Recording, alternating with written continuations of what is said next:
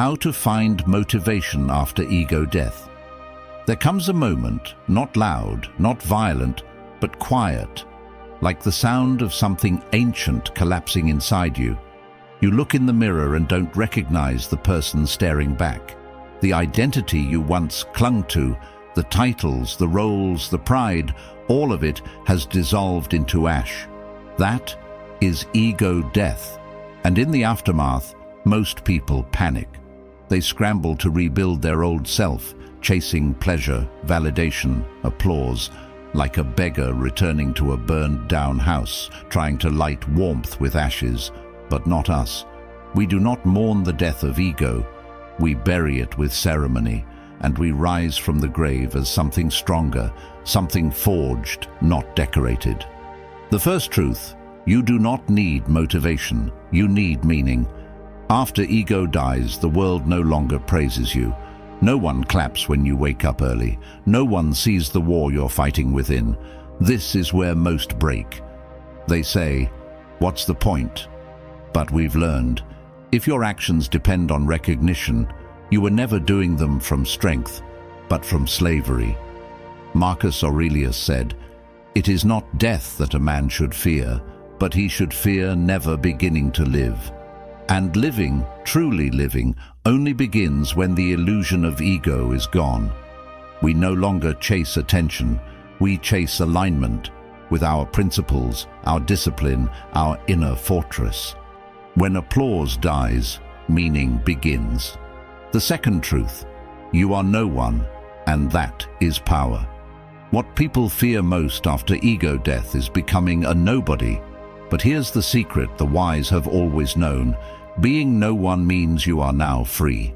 Seneca said, "Throw me to the wolves, and I will return leading the pack," because a man who does not fear losing his image cannot be controlled. Not by failure, not by shame, not by the crowd's rejection. You are no longer climbing to be admired. You are climbing because the mountain is there. We rise each day not for the eyes of others, but for the quiet voice that watches us when no one else does. And when that voice approves, no one else matters. The third truth: after ego dies, discipline becomes divine. Without ego, there's no more emotional chaos, just clear choices. You feel empty, but that emptiness isn't a curse. It's a clean slate. And on that slate, we carve a new law. We act, no matter how we feel. Epictetus wrote, "First say to yourself what you would be, and then do what you have to do. Not what you feel like doing, but what you must do." We are no longer led by moods. We are led by duty, by the kind of self-control that does not fluctuate with how the wind blows in our emotions. That's what they don't tell you after ego death. You don't feel more alive at first. You feel nothing. But if you endure that nothingness, if you persist through the numb, dry days of discipline, something awakens. Not ego, not pride, but fire. The kind of fire that doesn't flicker when the world gets cold. The fourth truth: rock bottom is sacred ground. After ego death, we do not rise immediately.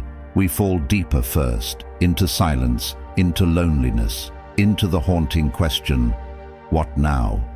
But here's what we've learned in that darkness. Rock bottom is not the end. It is consecrated ground. The ancient Stoics never feared the fall. They prepared for it, daily. Seneca reminded us, it is in times of security that the soul must prepare itself for difficult times.